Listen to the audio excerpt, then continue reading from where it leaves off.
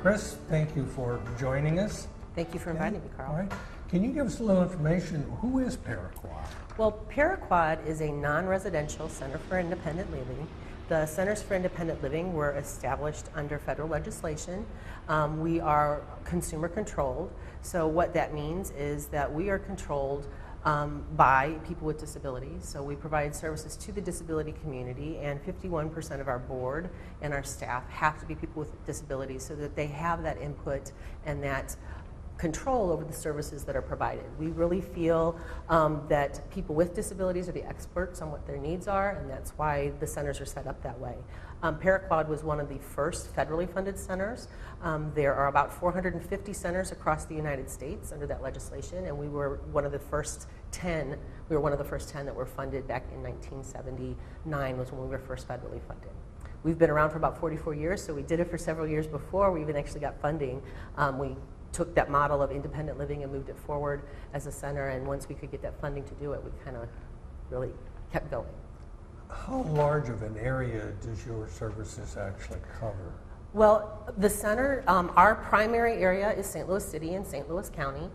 We only work in Missouri for most of our services. We don't work in Illinois, but we do have some grants that actually touch on programs that go down into the southern half of Missouri. So we have a grant with the Social Security Administration where we provide some benefits counseling for people who receive Social Security and how that would affect them if they went back to work.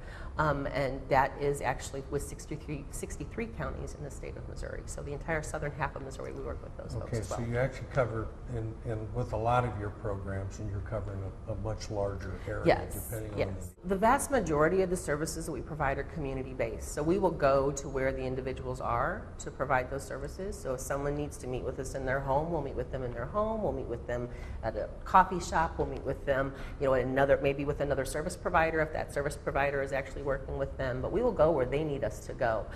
If they need to come to us, we don't go to pick them up, but we'll work with them on how to get here. We'll let them know what the bus transportation is, what Call a Ride could do for them. So there's a lot of services that are available that we can help advocate with them to get those services. Yeah, I think a lot of people don't realize that how important Call a Ride really is. Yes, yes. It's a very easy factor, so it doesn't matter if a person has access only as wheelchairs or a form of foot transportation, that Call a Ride is equipped to handle those individuals, so nobody has to be confined. Well, in St. Louis, even though we have limited public transportation, Sure. There's some limits to our public transportation system, we have a very good accessible public transportation system. It's duly noted that Paraquad was very involved back in the 70s to make sure that we had buses with lifts equipped. Yes. And St. Louis was one of the first communities to actually have lift-equipped buses on their line, even before it was even required. So Paraquad has worked on that for years, worked on making sure that access within the community sidewalks are accessible. There's curb cuts so people can get to where they need to go. And I think that that's really helped improve that, and Call a Ride is a system that's been kind of enhancing that public bus transportation and metro system as well. The great thing and the unique thing about Paraquad and Centers for Independent Living like Paraquad is we are the only disability organizations that work with all disability groups. So our core services, so our information and referral services, our peer mentoring services, our independent living skills training and advocacy, those services are provided to anyone regardless of disability. We serve a lot of people with physical disabilities because of some of the programs that we have funding for, that there's the requirement to have a physical disability to be in that program.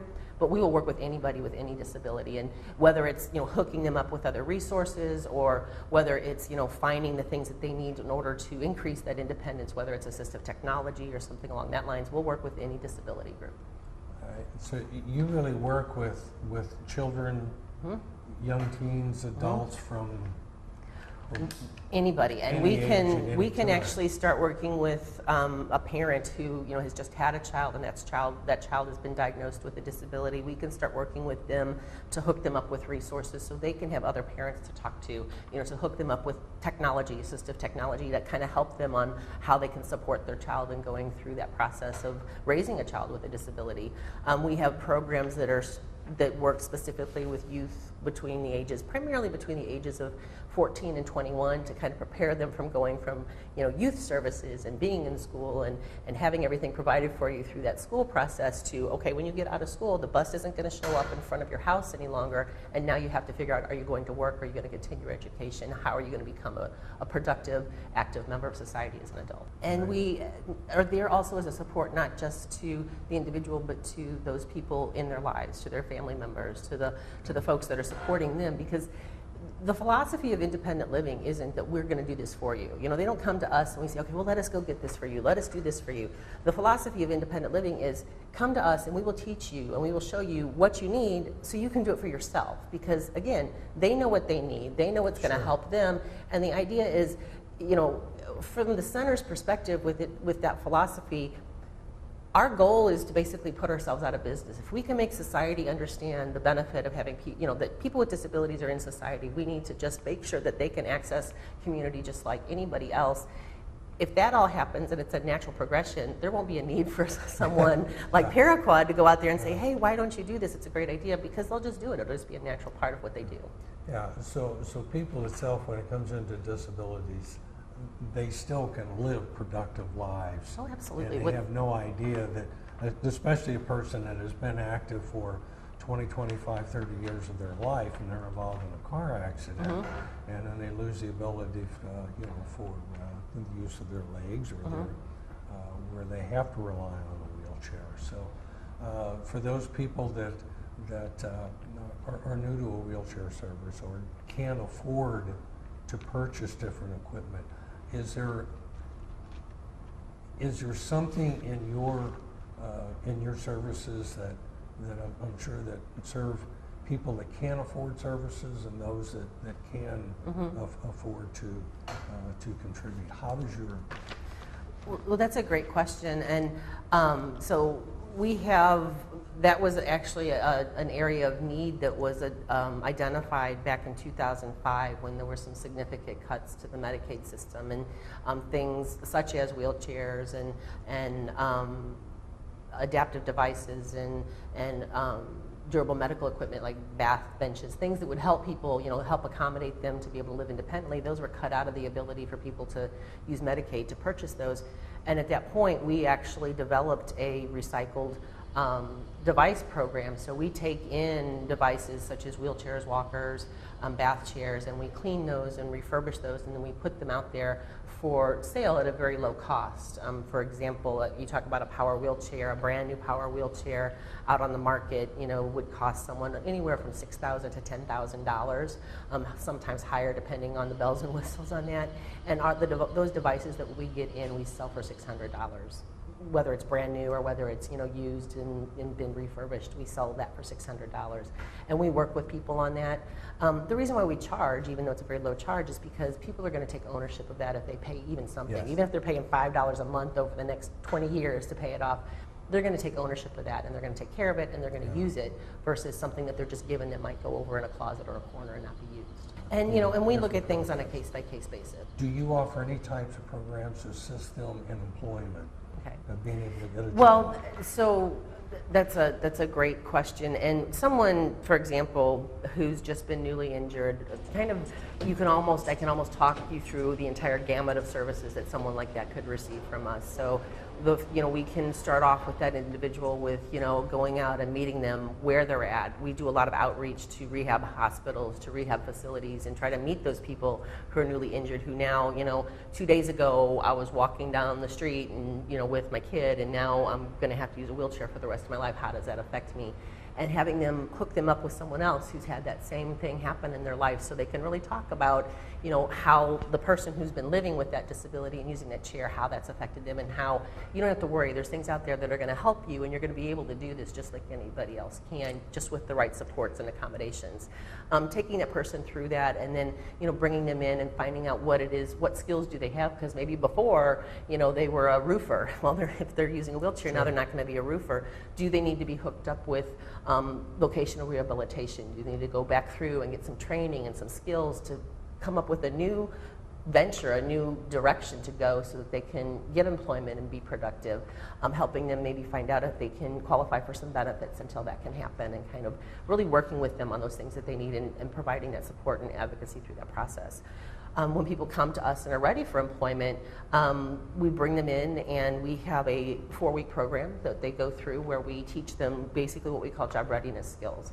So you come in and we go through, how to write a resume, how to do, mock interviews, how do you answer questions regarding your disability, kind of work with them on that process so that they're ready then to go out and present themselves to employers.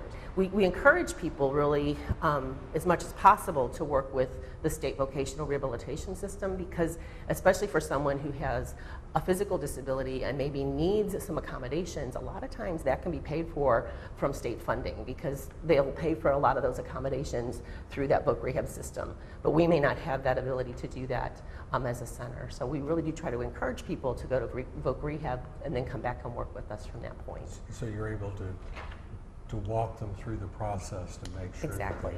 We can help them, hook them up. We have a lot of, we work with pretty much all 3 of the offices in the St. Louis area.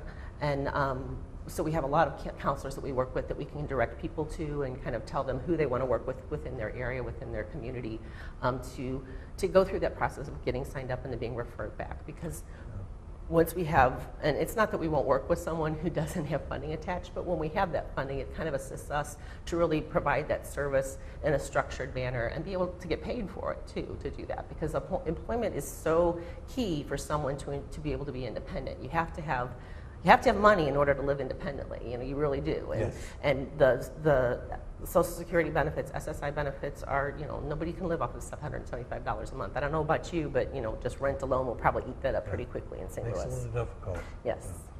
Yeah, there was I heard something just vaguely, and I don't know a lot about it or even know what it is, but was there some type of a law or something was put in place that Yes. under the 7% of what, and I'm not Yes. sure what that. So in March of this year, there was a federal regulations that went into place. It's under Section 503 of the Rehabilitation Act, which is a federal act that kind of really structures the employment programs for the United States. And it basically states that any employer who takes federal money, so if they're a federal contractor in any way with the federal government, they have to have, and they have to show that 7% of their workforce is people with disabilities. So it's really kind of opened up a lot of doors, because there's a lot of large corporations, most large corporations have some type of federal contract. They're doing some kind of business with the federal government. So they're now looking at the fact that they have to show this 7%. And we've found just in this short period of time, the last 3 months, that they're all scrambling thinking that they need to run out and, I got to go out and hire 7% into my workforce. So a lot of what we've been doing too, and not just us, but a lot of community employment providers, is showing them ways that you may be surprised if you just did a simple survey of your employees, the number of people you already have who would self-identify as having a disability, even if, as long as they know that there's a safe environment to do that in. Is an employer required to meet certain standards just to comply with the ADA? They are required to meet standards, but with that, it just depends on which areas. And I'll be honest, I am not the ADA expert here, and if that was a conversation you wanted to have, we have someone who can really speak to each of those areas much more clearly than I can. But when they're hiring, they have to give, they have to make sure that their hiring process is accessible to people with disabilities. If they have 2 candidates that they're screening, they can't screen somebody out just because they have a disability. They have to show that people, that the person can be eligible to work and to do the functions of that job with or without accommodations. So as long as they're showing what in that job description, what's required, and someone can say, well, I can do that as long as you do this for me, then that person is just as viable a candidate as a person without a disability. I just went dead, guys.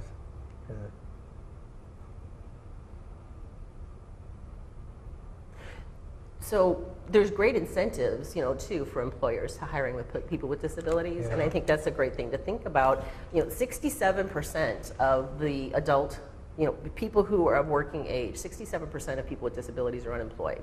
And for the regular population, I believe right now it's at about 7% is the unemployment rate for people who are within that working age. So that's a huge, number of people that are of working age, that would want to work, that are eligible to work, that are not working. And a lot of people think that, oh, well, they just want to stay home and collect their benefits, and that's really not true. And people with disabilities it's a great pool of workers to pull from, because in most cases, with the right accommodations, someone with a disability is going to be more productive, their attendance rates are going to be higher. A lot of fears that employers have, oh, my insurance is going to go up. Well, that's not going to happen, because there's less incident of accident actually with people with disabilities than someone without, because they know how to accommodate their limitations, and they're going to ask for those accommodations. So you're not going to have someone that's going to have to, you're going to have to worry about all the time, are they going to get hurt, because they're not going to put themselves in that situation, just like you or I wouldn't. Sure. We know what we can or can't do. Well, so does a person with a disability. We hear a lot of times, or originally we would hear, well, if I hire someone with a disability, I'm going to have to put in an elevator, I'm going to have to redo all my bathrooms, and most accommodations to hire that person are only going to cost about $500. That's the actual, average of an accommodation, and in many cases they're free. It can be just as simple as accommodating a schedule. It can be just as simple as moving an office from a second floor to a first floor. So for a lot of employers, there's a lot of benefits that they can actually receive by opening their doors to people with disabilities on certain jobs that could be handled without any problem. Absolutely, and actually on any job, I think that if an employer came to us or any employment provider and said, okay, we're having trouble filling this position, how could we maybe pull from your pool of workers, or how could someone with a disability do this job? In most cases, especially with the employment staff that we have, those staff are really experts on how to look at a job and say, well, if you did this, this is all that Johnny would need in order to do this type of job. And it may be as simple as just a piece of software so that he can speak things into the computer and it would type his notes for him, or along the same line of a piece of software that it would pull up the page and read what's on the page for him, but he'd still be able to do that job very easily with just those minimal accommodations. And working with employers, we have staff that really are knowledgeable in that. And even in situations just like with the 7%, if they identify someone in their own workforce, if someone just comes to them from the general population and applies without going through a provider, and they have a disability and identify that they need accommodations, we can actually help those employers look at what that would be and how that can be accommodated. Do you work with any of the sheltered workshops throughout the St. Louis area? We don't work with the sheltered workshops mostly because we want to see people get competitively employed in the community. The shelter workshops have a function and a purpose, but that's really a segregated setting, and people that go there, they're working with only people with disabilities in most cases. We want to see people with disabilities working alongside with people without disabilities in where they choose to work and do work that's productive and earn a competitive wage. Help them blend into society and the workforce. Yes. Where they sense of self-worth. Yes. And capabilities in there. Yes. Is there any other particular programs or things that you would like to cover that we don't really know of, or that people sort of? The blend of programs that we have is just so dynamic. I think that having a connection with the Centers for Independent Living, in the case of Florissant with Paraquad, if someone comes to us with just, they have a disability and they're just not really sure what they need, we have a whole staff of individuals that can actually just talk to them and find resources for them. We have other staff that can just sit down with them and come up with a plan of, okay, here's where you're at and here's where you want to be. Let's set some goals up that you and I are going to work on to help you get to this point. And it might be, very simple of just, kind of identifying some budgeting issues or some things to help them plan. And it could be starting with that one general specialist and then referring them out for other programs, such as employment, such as housing, such as maybe they need some accommodations in their home. So those are the types of things that we're just such a great resource, because we offer so many services and we partner with so many other organizations in the community. If we don't do it, we know someone who does. So it doesn't matter what people think, because no matter what they have, you can, in most cases, if you can't help them, you can make sure that they have Absolutely. a direct connection to the sources that can provide them with what they need to fulfill their lives. Absolutely. We, one of our core services is information and referral. So if people call us and they just have a general question about something related to their disability, or maybe it's a family member that, their family member just got diagnosed, or they're dealing with a new illness, they can call and ask to speak to our INR staff, and they are extremely knowledgeable about what's available in the community. We have a database of just thousands of resources in the community for people with disability and services that we can go through, and if we don't have it, they will find it. They will take that information, they will research it, and they'll get back to that person and give them that information that they asked for. There was, in a lot of times, we run into problems is people that are with disabilities have a hard time finding an appropriate exercise equipment, even in their own neighborhood. Right. Is there some type of a gym or something that the Paraquad may have, or know where it could be located for someone? Well, we have our Health and Wellness Center. It's actually it's one of our most popular programs, so it's very highly demanded, and we typically have a waiting list for that because we just don't have the space to expand to meet the need, which is something that we're hoping to move forward on very soon in the future. But that program, we bring people in, and initially they go through a 12-week assessment period where we kind of look at where are they at, how long has it been since they've exercised, and kind of start introducing them back into exercise and how that can benefit them. And our gym is set up so that anybody with any level of ability can actually access the equipment. A lot of people, think when they come in that it's a continuation of therapy, but it's not. It's a gym. I mean, people pay a membership to be part of that program. Okay. We're looking at taking it and expanding it into a new facility. We're in the process now of trying to build an accessible recreation center, and that gym will be moved up there and actually tripled in size so that we can accommodate the need. We serve at any given time about 79 people in that program, and we have about 50 people waiting to come on. When it comes to working with people with disabilities, and it's not just because it's our tagline, but Paraquad we really are the disability experts. And if you need information, or if you need a resource, or even if you need a service, give us a call, because more than likely we can either do it for you, or we'll make sure we find someone who can, and we'll give you that information and make sure that you get the information that you need. If you don't get it the first time, you can come back, and we're not going to get upset. Come back, we'll give you more. That's what we're here for. Okay. Well, if people are looking for the services itself and they don't know where you're located, how can they contact Paraquad? Okay. Well, I mean, we're located down on Oakland Avenue. We're right between, right down the street from the Science Center, so we're kind of easy to find. But you can always, call us. Our direct number is 314-289-4200. And then also you can go to our website at any time and get information about all of our programs and services, as well as how to contact our various staff. Very good. All right. We appreciate the time that you've given us, and we hope to see you soon. Okay, well, thank you so much. Today we are here at Paraquad in St. Louis with Sarah Coyle. Sarah's going to give us a little lesson in words of dignity. Sarah, welcome to the show. Thank you. Thank you for having me. Well, we have our guide, Words with Dignity, and that encourages equality for everyone when you're using Words with Dignity. And so we can provide the guide to people to help educate them. And it has listings of positive words that you would use in talking about or describing a person with a disability, and then words that you would want to avoid. For example, we really believe in people first language. And so when you're talking about someone with a disability, you want to say a person with a disability. And you would want to avoid words like handicapped, crippled, invalid. Some of the history behind handicap comes from years and years ago.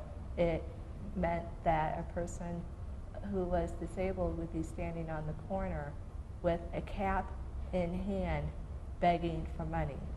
And that image tends to evoke pity and charity that is a really negative stereotype about a person with a disability. Another example is the phrase confined to a wheelchair. It's really better to use person who uses a wheelchair, because the wheelchair is their method of mobility, and it's their freedom to participate in everything that society has to offer. So it's actually liberating and not confining. It allows a person to work, to go to school, to go to the movies.